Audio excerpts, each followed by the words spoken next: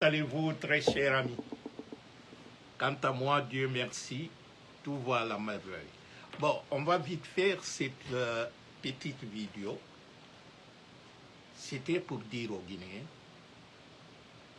que ce qu'on a raconté aux Guinéens, dire que c'est 4 tonnes d'or qui a disparu à la Banque centrale, c'est faux, archi faux.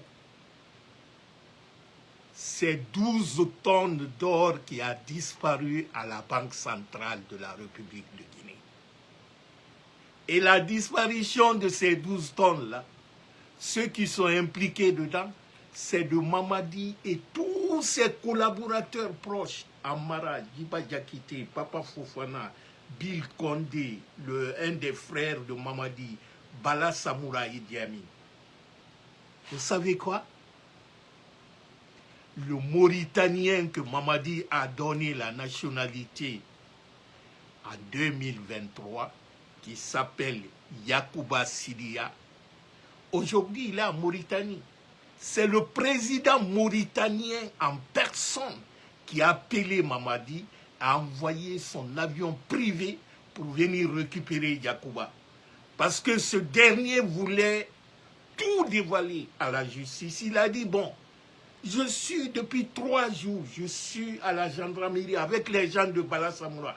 Laissez-moi rencontrer les juges. Laissez-moi rencontrer mon avocat. Ils disent, net, tu ne rencontres personne. On va régler ça ici. Mais ils voulaient l'éliminer. Ce n'est pas pour rien que Karamoko Kaba, le faux gouverneur de la Banque centrale,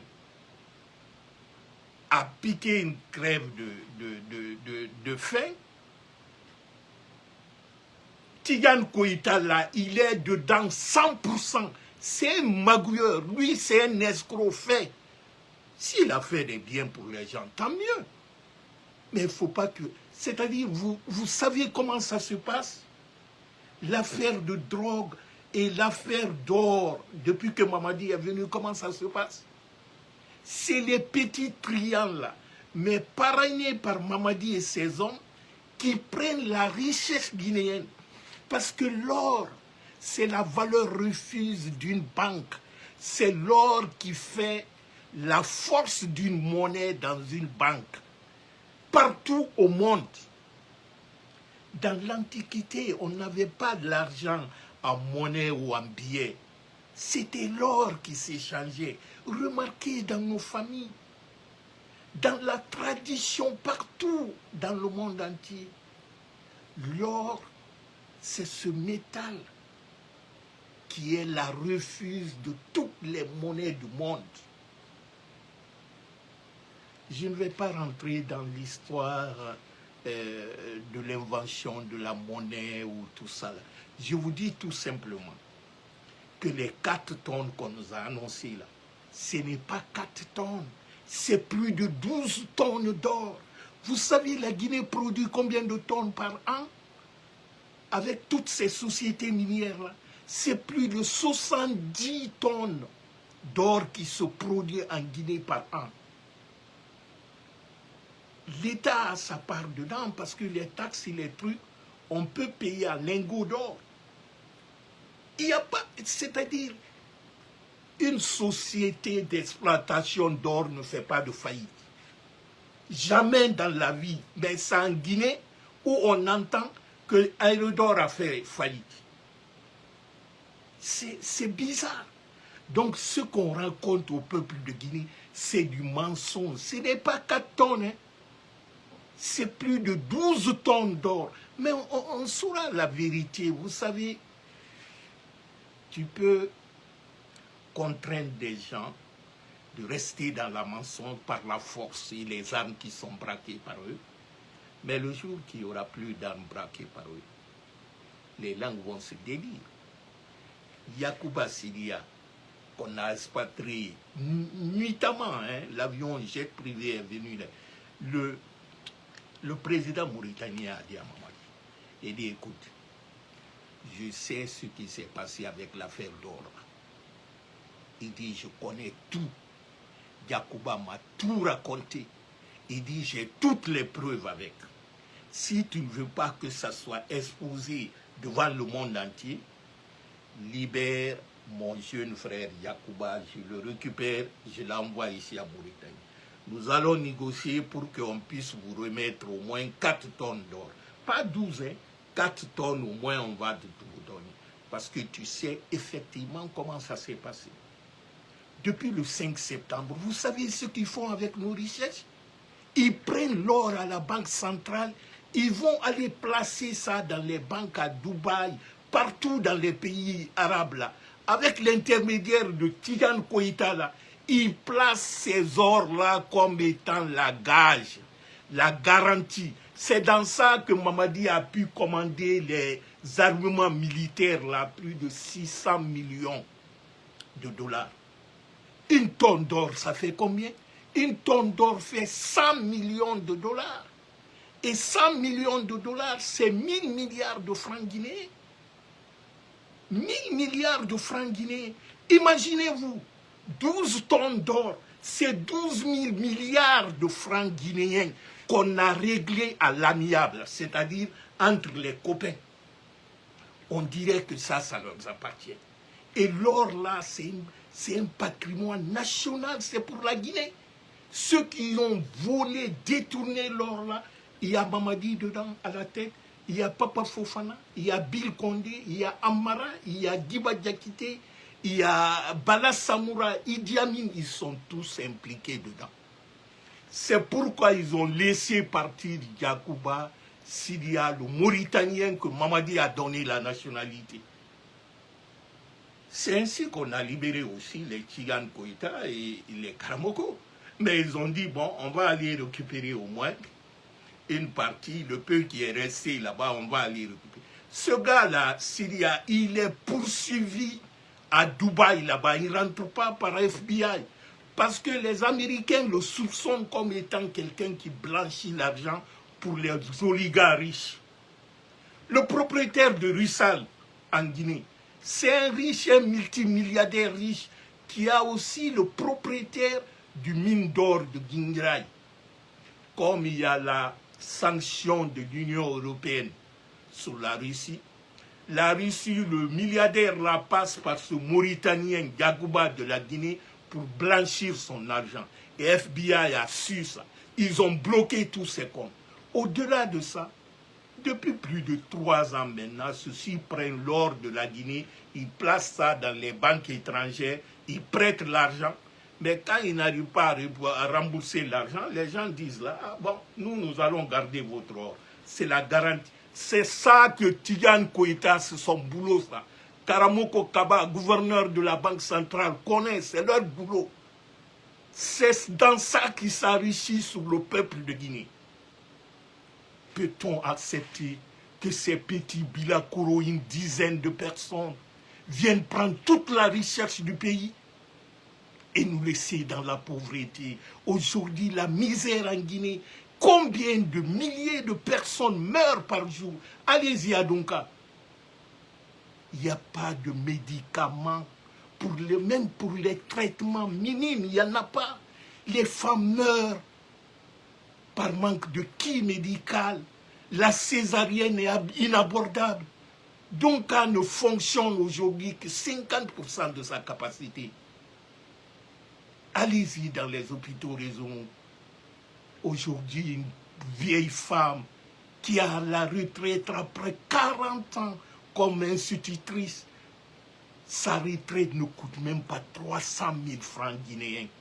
On l'envoie une facture de 450 000 francs, 450 000 francs guinéens pour les factures d'électricité. On a augmenté les factures plus de 40%. Et eux, ils prennent nos milliards, plus de 12 000 milliards qu'on règle comme par enchantement, à l'amiable, entre les amis. C'est sous ce mensonge caractérisé, c'est-à-dire on te ment en te donnant les miettes pour que tu acceptes leur mensonge. C'est ça le système CNRD, Mamadi et son groupe. Chers compatriotes, mieux vaut mourir Mieux vaut mourir dans la dignité que d'être tué comme les idiots par ces bandits. Mamadi, c'est un délinquant. Mamadi, c'est un vendeur de drogue. Tout ce qu'il sait faire, c'est ça. Tenez-vous bien.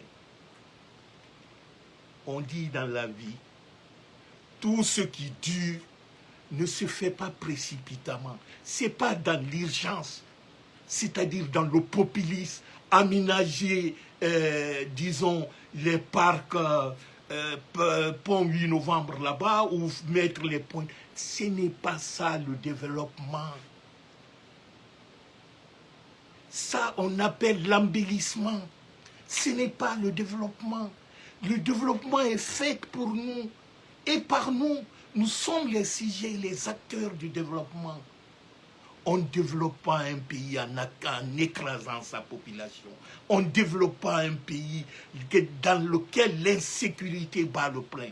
On ne développe pas un pays où le kidnapping, où on interdit l'expression de la population. Dans un tel pays, ce n'est pas le développement qu'on fait, mais c'est le populisme. C'est-à-dire, c'est une façon de maintenir le peuple dans l'obscurantisme en le mentant. J'aurais accepté si on me disait que Mamadi est venu mettre l'ordre dans la gouvernance. J'aurais accepté cela si Mamadi lui-même, dès le départ, déclarait ses biens. Mamadi a refusé, aucun membre de gouvernement n'a déclaré ses biens. Mais allez-y aujourd'hui en Guinée, c'est les nouveaux riches. On est venu tuer ce qu'on appelait la bourgeoisie locale qui était là. Maintenant, on a affaire avec les nouveaux riches. Quelques délinquants qui étaient dans les cafés de Fouta Djallon ou le restaurant Fouta Djallon de Paris, ou à la place d'Italie, ou ici à New York, ou à Montréal, sont eux qui sont devenus aujourd'hui les nouveaux riches en Guinée. Mais allez-y au bord de la mer à Conakry, les immeubles ou les villas que vous trouvez. Ne cherchez pas loin. C'est les gens qui sont proches de Mamadi. C'est Mamadi lui-même. Mamadi prend l'État, c'est-à-dire il prend la richesse de la Guinée comme son bien personnel, parce qu'il a braqué le pays, comme on braque une banque. Pour lui, la Guinée est sa propriété privée, et les Guinéens sont ses sujets. Tu parles, ils te tuent. Qu'est-ce que nous reste? Prenons les armes contre Mamadi. N'ayons pas peur des mots. Prenons les armes, c'est la légitime défense. On ne peut pas se laisser tuer par les bandits, mentir à nos parents, nous traumatiser. Le Guinéen, tout Guinéen aujourd'hui est dans une prison à ciel ouvert. Tout le monde le sait. Mais le mal dans un pays, ce n'est pas celui qui fait le mal à la population. Certes, c'est ça qu'on voit.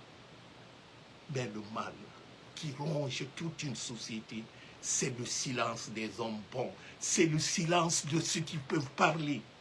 C'est l'élite hypocrite qui est là, les intellectuels qui ferment les yeux, ils voient la vérité. C'est la lâcheté de nos sages, nos imams, qui disent que le pouvoir, c'est la force, c'est tuer les gens pour prendre le pouvoir. Ils disent ça, que c'est Dieu.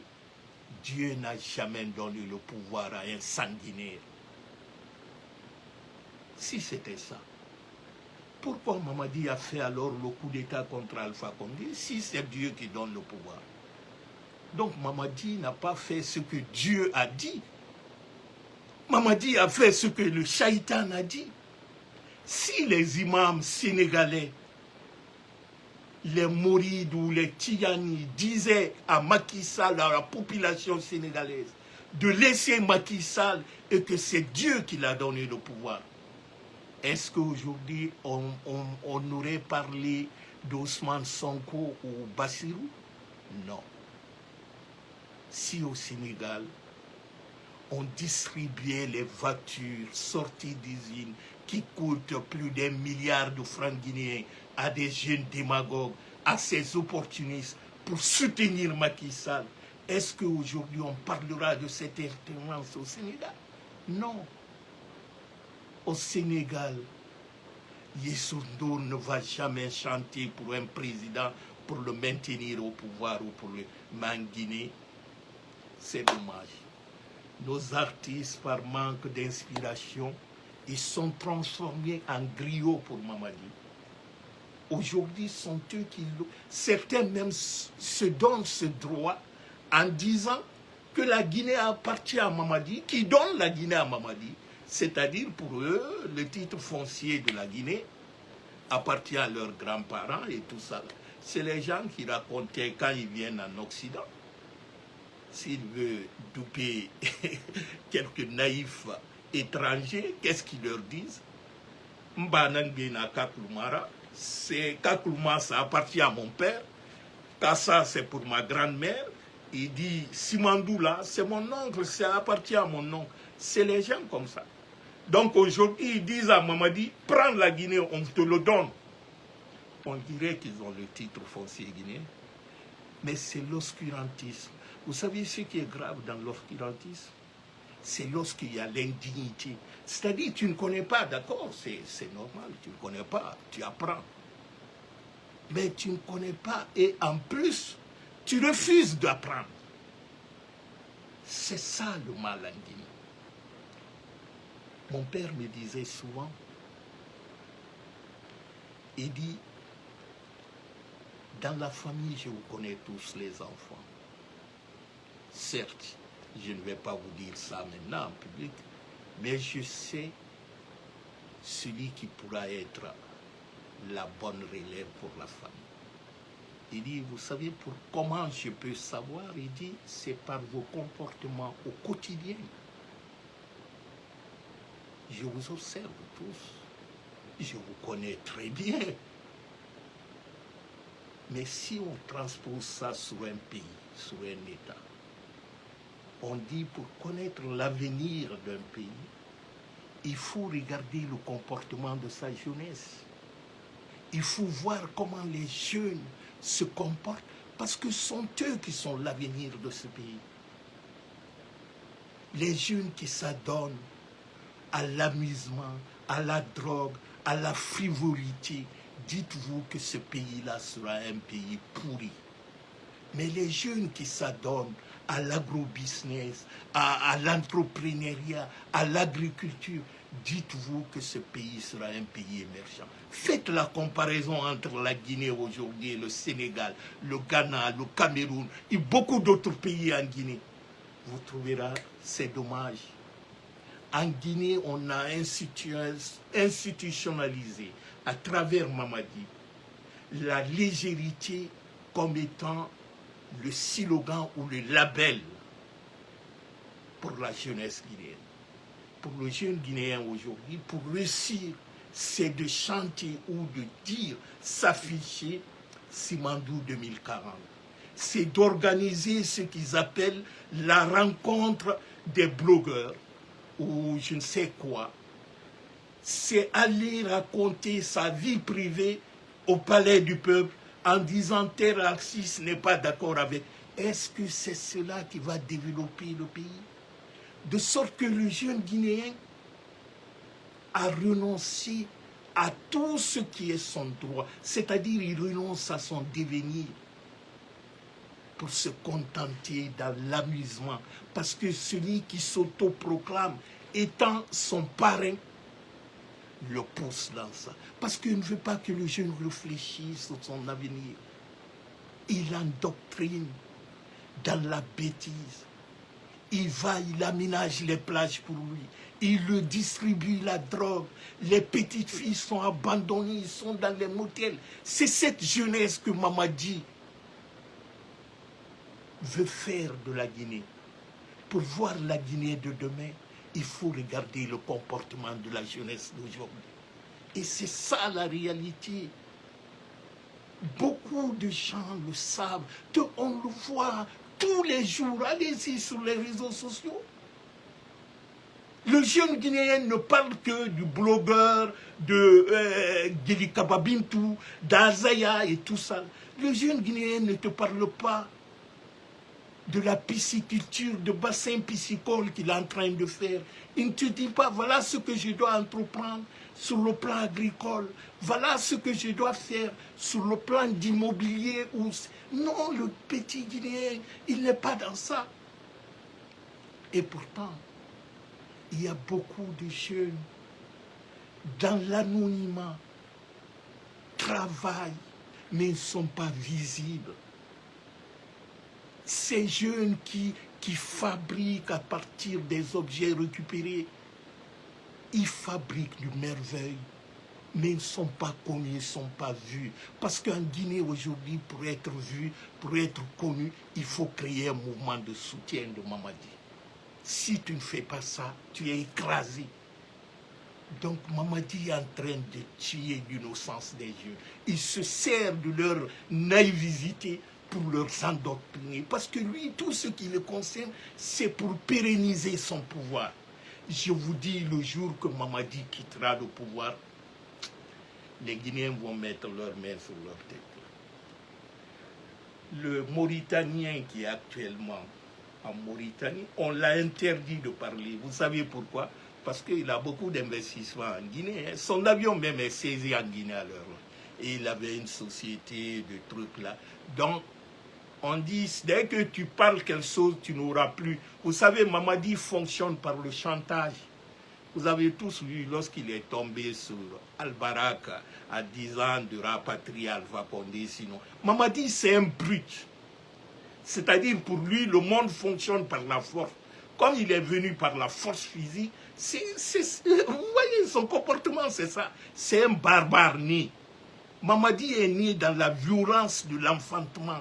Donc, c'est resté psychologiquement dans sa tête. Pour lui, tout se règle par la violence. Mamadi aime le sang.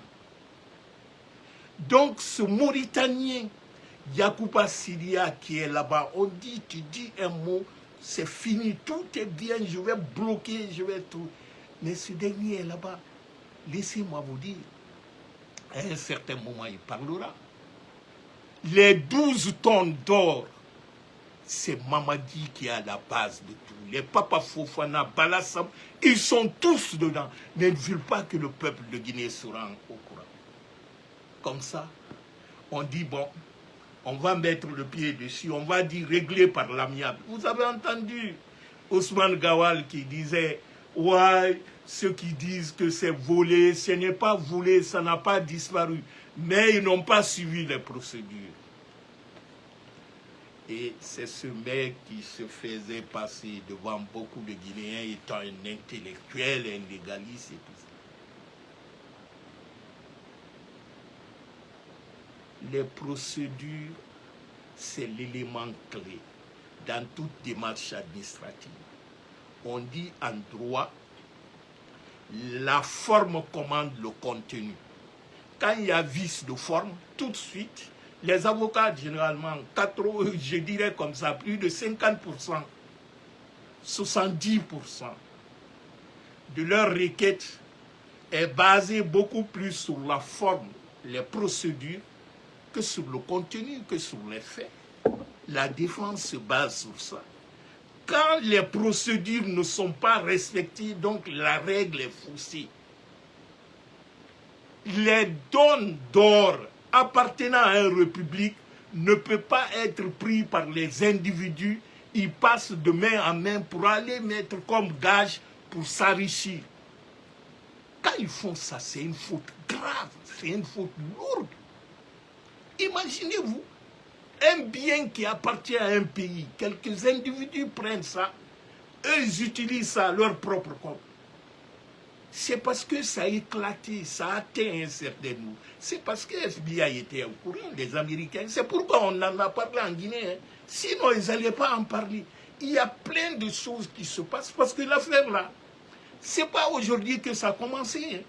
On prenait notre or, l'or appartenant à la République de Guinée, ils utilisaient ça pour eux-mêmes, aller prêter l'argent avec les gens, déposer l'or guinéen qui appartient à la République guinéenne, eux ils déposent ça comme garantie pour eux-mêmes.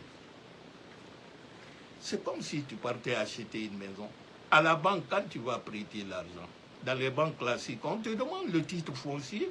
Si tu as quelque chose que tu vas mettre caution, tu vas aller prendre ton titre foncier. Mais en ce moment, si tu vas aller prendre le titre foncier du pays, c'est-à-dire un bâtiment de gouvernement ou un domaine de gouvernement, tu viens donner ça au banquier. Si le banquier ferme les yeux, il prend ça. Mais s'il y a des problèmes, le banquier ne va pas te remettre le titre foncier. Il dira, ah, moi, c'est lui qui est venu me remettre le titre foncier. Mais c'est la même chose que les gens là ont fait. C'est-à-dire, ils ont pris le bien appartenant à nous tous, ils ont utilisé ça pour leur intérêt égoïste et ça a éclaté.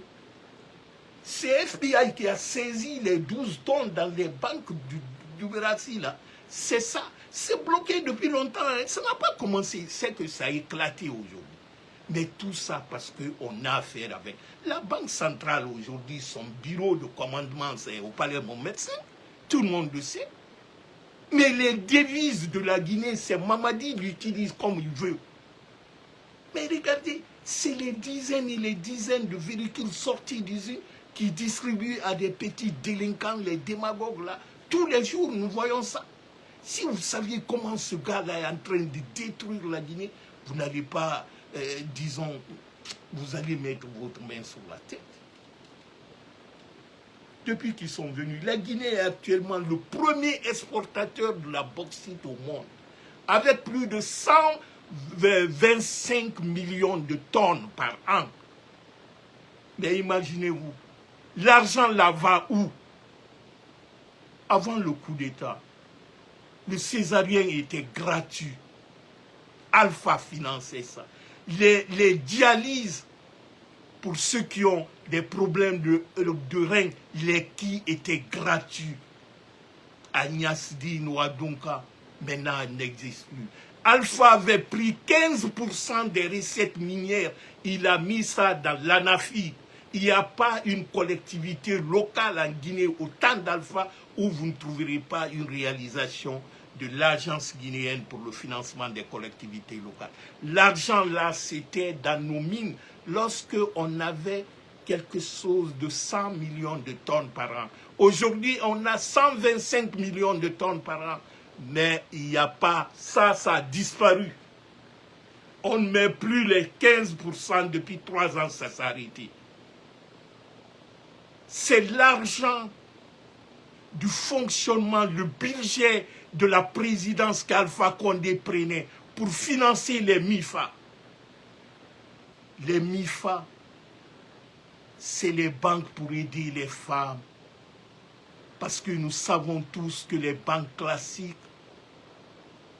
c'est le patriarche. Quand tu vas, c'est l'homme qui est là. Dans les banques classiques, la première chose qu'on demande à quelqu'un, il faut envoyer le titre foncier. Nous savons tous en Afrique. Donc, généralement, les femmes n'ont pas accès. Les M3 ont été créés pour ça. L'ami d'Alpha Condé, M. Paul Fokane, sa thèse de doctorat, il a soutenu ça à Neuchâtel. À l'époque, j'étais étudiant à l'université de Genève. J'ai assisté à ça parce que c'était quelqu'un qui était très connu dans le milieu des finances. Paul Fokane, il a fait sa thèse de doctorat sur les M20, sur les M3 et les MIFA. Dans son raisonnement, il me disait, tant qu'on ne donne pas l'accès aux femmes, au crédit, nos sociétés ne vont pas s'en sortir. Parce que le poids des dépenses de la famille, surtout en Afrique, repose sur nos mamans. Il dit que les banques classiques ne prêtent pas généralement les femmes. Parce que les conditions qu'ils imposent à ces femmes, ils n'arrivent pas à remplir ces conditions. La première des conditions, c'est avoir intérêt, avoir un titre foncier.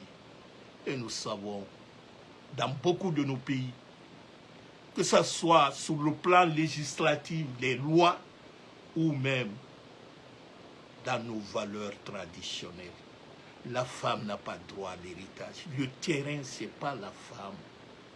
Donc, généralement, c'est l'homme qui a son nom sur les titres fonciers. Et dans les banques, on leur demande pour leur prêter l'argent. Il dit, créons une banque pour eux. Non seulement la banque est pour eux, mais ce sont eux qui vont faire fonctionner ces banques. C'est ainsi que les MIFA ont été créés. Du directeur au dernier planton, c'est les femmes. Et l'accès à ces crédits est dédié aux femmes. C'est comme ça que les MIFA sont implantés en Guinée. Ce n'est pas la Guinée seulement, allez-y au Cameroun. C'est une institution. Et ces banques-là aident les femmes en leur donnant les fonds de commerce. Mais Mamadi est venu la détruire. Quand tu détruis le soubassement d'une famille, celle qui supporte la famille, mais tu appauvris la famille. C'est ce que nous voyons aujourd'hui en Guinée.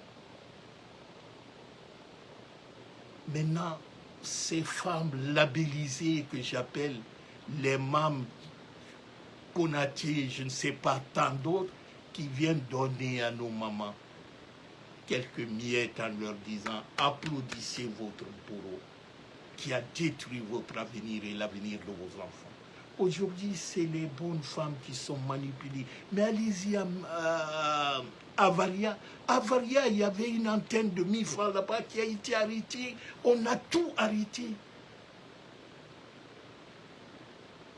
Si vous voyez aujourd'hui qu'un sac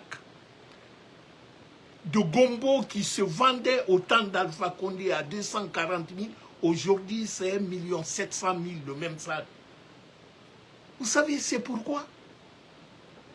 C'est parce que la bonne femme qui quitte Kaloum le matin, à 4 h du matin, pour aller à Koya ou pour aller à Malia ou à Fria, pour aller chercher ses légumes.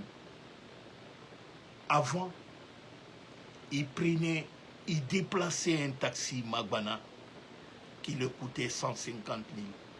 Mais maintenant, ce même Magbana le dit, le prix de l'essence a augmenté. Donc maintenant, au lieu de 150 000, c'est à 350 000 que tu dois payer pour me déplacer aller-retour. Ils trouvent ces femmes maraîchers qui étaient là. Ils disent au temps d'Alpha, on nous envoyait les instruments, c'est-à-dire l'arrosage, les marteaux, les bourriettes, on nous donnait ça gratuitement, les petits outillages, on nous envoyait les engrais, on nous donnait les semences améliorées. Maintenant, tout ça, ça a disparu. On doit acheter ça sur le marché. C'est pourquoi notre production a baissé, mais aussi le coût a augmenté. Donc, avant, je te donnais le kilo à 1000 francs ou à 2000 francs. Aujourd'hui, je ne peux pas te donner au même prix. Parce que le coût a augmenté. Il dit, quand tu prends, le transport a augmenté. Cette bonne femme qui quittait Kaloum à 3 h du matin pour aller prendre les légumes, les feuilles dans le Grand Conakry, c'est. Maintenant, tout a augmenté. Il envoie au marché, il ne trouve pas le client. L'enseignant qui venait acheter quoi faire vivre sa famille, son salaire n'a pas bougé. Et certains même sont renvoyés de la fonction publique, plus de 20 000. Il y a plus de 15 000 enseignants qui attendent depuis 2 ans l'arrêt de salaire. Voyez-vous comment Mamadi est en train de tuer les Guinéens. Et dans ça, c'est les mêmes menteurs qui viennent nous dire tout va bien dans le pays. Mais la misère ne fait pas d'exception. Quand vous allez aujourd'hui au marché de Conakry, partout en Guinée, le sac de riz qui coûtait à 240 000, aujourd'hui, le même sac de riz coûte à 360 à 400 000. Tout le monde peut vérifier. Parce que ce sont des faits, c'est l'évidence. Quelqu'un qui n'a pas pu maintenir ce qu'il a trouvé de bon, est-ce que si ce dernier te dit ton avenir sera heureux, pose-toi la question. Tu n'as pas pu maintenir ce que tu as trouvé de bon. Comment peut-il me promettre que tu vas faire pour moi, je ne sais pas, l'extraordinaire? Il ne faut pas que les gens vous insultent. qu'ils insultent votre intelligence. Mamadi est venu détruire la Guinée. Mamadi n'est pas venu construire la Guinée. Tout ce que Mamadi a dit, c'est faux. Et Mamadi vit dans le faux et dans la violence. Mamadi nous traumatise. Mais il y a un médicament contre ce traumatisme. Vous savez, ça s'appelle comment? Ça s'appelle la révolte. La révolte pour notre dignité, c'est de nous lever. S'il faut prendre les armes, prenons les armes. C'est la légitime défense. Nous avons affaire avec les braqueurs, c'est les bandits. C'est les bandits armés aujourd'hui qui traumatisent le peuple de Guinée. Nous n'avons pas d'État. Il n'y a pas d'État en Guinée, il n'y a pas de loi. J'ai même appris récemment que ces radios, Espace, Douma et Film, qu'ils ont négocié, Mamadi a placé. Vous savez, ces radios-là étaient fermées. Pourquoi? La raison était simple. Mamadi a dit à ces radios, il dit, écoute, vous m'avez aidé à faire ce coup d'État-là. Vous étiez avec moi. Maintenant, j'ai fait le coup d'État. Vous commencez à me critiquer. Je vous ai donné l'argent. Vous dites que ça, c'est petit, il faut que je vous donne encore. Mais vous continuez à me critiquer dans vos radios. Donc, ce que vous allez faire, arrêtez les critiques là. Aidez-moi à détruire les anciens. Aidez-moi à me maintenir au pouvoir. Comme ça, nous allons repartir les gâteaux. Ceux-ci disent non, il faut d'abord que tu nous donnes notre part, encore tu augmentes, sinon, nous allons continuer. C'est à cause de ça que ces radios-là ont été fermées. Hein. Ce n'était pas à cause de...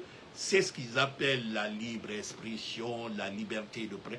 Vous avez entendu les Reporters sans frontières qui, au temps d'Alpha, qui parlaient de la liberté de presse, le droit de l'homme, vous leur entendez maintenant?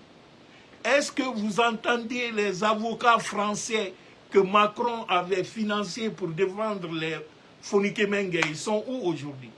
Ces multitudes d'associations de droits de l'homme qui existaient au temps d'Alpha, ils sont où aujourd'hui?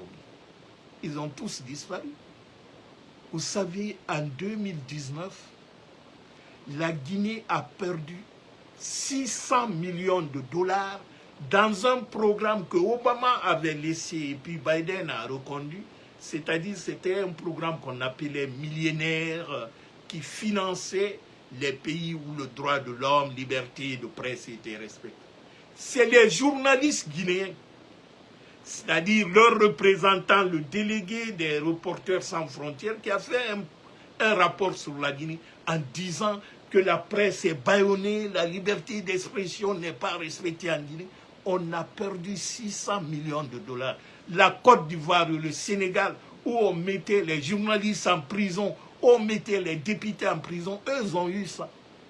Mais en Guinée, c'est les journalistes là, dont le gros lynx, c'est lui qui était le président du reporter, le représentant du Reporter sans frontières. Ils ont pris le rapport était public. Ils ont adressé ça au département d'État. La Guinée a perdu 600 millions à cause de... Et au temps d'Alpha Condé, aucune radio n'était fermée. Aucun journaliste n'était en prison. Aujourd'hui, tout est là. Mais est-ce que vous leur entendez parler? Non. Et c'est ces mêmes presses-là, on est en train de négocier. Lamine Grassi et Antonio, on leur a donné plus de 65 milliards de francs guinéens pour qu'ils ferment la bouche. Vous leur voyez sur les réseaux sociaux, à part Babila, aucun d'eux. Lorsqu'on a arrêté Marwan, Habib Marwan, est-ce que vous avez entendu un de ces journalistes dire « ce n'est pas normal d'arrêter Habib Marwan » Non. Et c'est les mêmes journalistes qui disaient « Ah, maintenant il y a la liberté de presse en Guinée. » Mais regardez, ce ne sont pas des journalistes.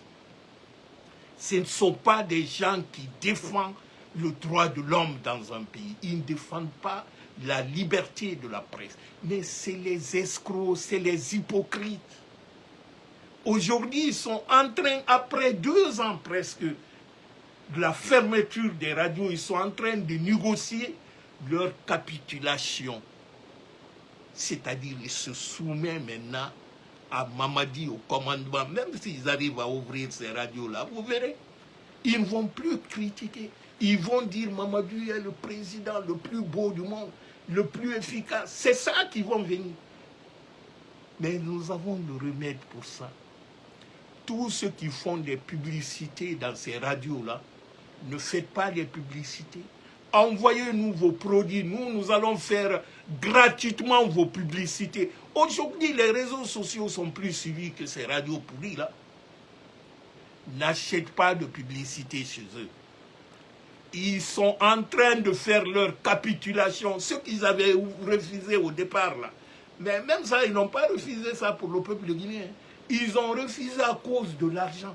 Mais la dame de Hak à Kanka, il a bien dit, ce qu'elle a dit, c'était réel. Hein? C'est-à-dire, tous les patrons des grandes presses en Guinée ont reçu l'argent. Mais pour eux, ça, c'était peu, il fallait augmenter. C'est dans ça qu'ils ne sont pas mis d'accord avec Mamadi. Nous nous battons tous pour la liberté d'expression. Pas seulement pour la presse, pour la liberté d'expression, pour le droit de l'homme. Mais nous ne nous battons pas pour ces hypocrites, pour ces journalistes alimentaires, les Lamine Grassi, les Antonio Soari, les Bouakar Diallo. C'est les escrocs, c'est les dangers pour la société. Demain, ils reviendront et nous diront tout est beau. Et après, c'est les mêmes qui vont venir s'arrêter devant vous. Ah oui, ce sont eux qui ont légitimé ce coup d'État. Qu'est-ce qu'ils n'ont pas dit? Moussa Moïse, aujourd'hui, qui est soi-disant ministre de la Culture, ce n'était pas lui qu'on appelait Colombo. Beaucoup de dossiers de drogue, il allait dans les commissariats, il passait partout. Mais depuis le coup d'État, il ne parle plus. Et tout le monde sait que la Guinée est une plaque tournante de la vente de la drogue aujourd'hui. Mais regardez, il y a des enfants en Guinée aujourd'hui, tu leur vois, tu ne leur reconnais pas. Parce que Mamadi est venu leur entraîner dans la drogue. Parce que Mamadi consomme, hein. Il consomme la drogue dure, tout le monde le sait. Même on le voit, Mamadi est dans ça depuis Hollande. Son dossier est connu. Donc, chers compatriotes, ne nous trompons pas. L'ennemi commun des Guinéens aujourd'hui, c'est Mamadi Doumbouya. Tout le mal que nous vivons aujourd'hui, c'est à cause de Mamadi Doumbouya. Tout ce qu'on dit comme ça et tout ça. Parce que Mamadi Doumbouya, l'obsession qu'il a aujourd'hui, c'est de se légitimer par tous les moyens. Parce que Macron l'a dit, hey, organise n'importe quoi, que ça soit vrai ou faux, organise, nous allons te soutenir. Je vais appeler mes sous-préfets là en Afrique pour leur dire de te reconnaître comme président. Donc eux, ils sont dans cette logique-là. Quoi que nous fassions. C'est-à-dire, Mamadi, pour lui, l'élection va garantir avec le temps. Mais c'est pas... C'est-à-dire, le mal chez Mamadi, tant que le temps passe, son cas s'aggrave. Mais prenez, même ceux qui l'applaudissaient le 5 septembre, aujourd'hui, c'est ses pires ennemis. Maintenant, il veut utiliser les ethnies pour dire, lui, il est malinqué, l'autre est Peul, l'autre est forestier. Mamadi n'est pas venu ni pour les Malinqués, ni pour les Peuls, ni pour les Soussounis. Mamadi, c'est un escroc. Il utilise les ethnies. Ne tombons pas dans son piège. Mamadi, c'est un bandit. Dans chaque ethnie, il prend les gens pour les manipuler. Maintenant, si nous tombons dans son piège, c'est comme si on embellissait un peu sa stratégie. Refusons cela. Récupérons le pays d'abord. Mamadi est en train de complètement détruire la Guinée. Ce qui parle Simandou, un jour viendra, je vais vous expliquer réellement qu'est-ce que le projet Simandou. Les détails dans Simandou. Pourquoi Simandou de Mamadi n'est que de chimère. C'est le rêve utopique. Mamadi crée l'illusion sur le jeune Guinéen qui a 15 ans aujourd'hui, en 2040, il aura 30 ans, il crée l'illusion sur lui, tu auras tout à 30 ans. Ce que tu n'as pas à 15 ans aujourd'hui, tu n'arrives même pas à manger, tu n'as pas d'école, tu n'as pas de route, il n'y a pas d'hôpital. Mais ils te bombardent à travers les réseaux sociaux que lorsque tu auras 30 ans, dans 15 ans, tu auras tout ça gratuitement. C'est ça, Mamadi. C'est-à-dire, c'est le conditionnement psychologique des plus jeunes, les innocents. C'est un crime. C'est un crime contre l'humanité. Mentir à des petits, à des gamins, leur transformer et conditionner leur vie disons, à la banalité, à tout ce qui est la légèreté chez les jeunes, c'est un crime. Mamadi, même la mort ne sera pas une sentence pour moi. Cher ami, je vais vous laisser. Mais tenez-vous bien. Je vous reviendrai avec les dossiers. Je vous reviendrai avec certaines vérités qu'on ne peut pas vous dire. Vous savez, on dit souvent, il est plus facile de convaincre un peuple qui a faim, qu'on a acheté la conscience par le mensonge. Il est plus facile de le maintenir dans l'obscurité que celui qui vient de dire la vérité. En le disant, ce qu'on est en train de te dire comme ça, ce n'est pas vrai. Ce qu'on est en train de te dire, on est en train de te tromper.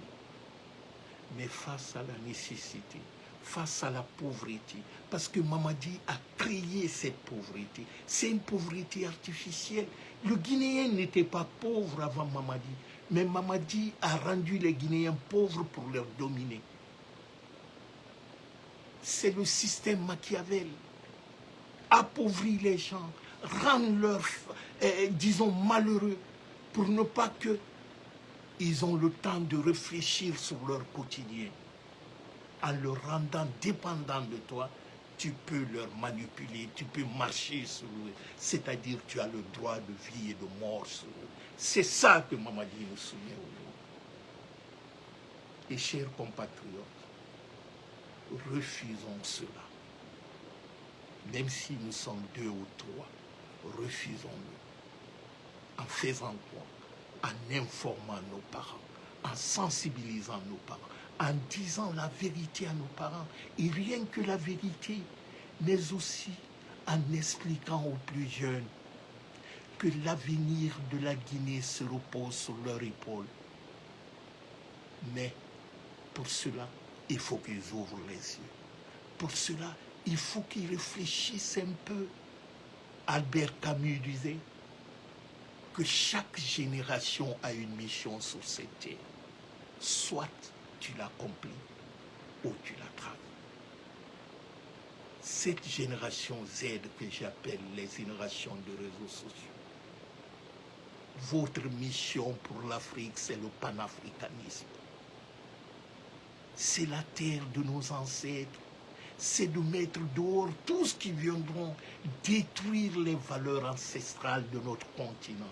C'est tout ce qui vient nous retourner dans les époques de la colonisation. C'est de mettre dehors toutes les puissances coloniales de l'Afrique.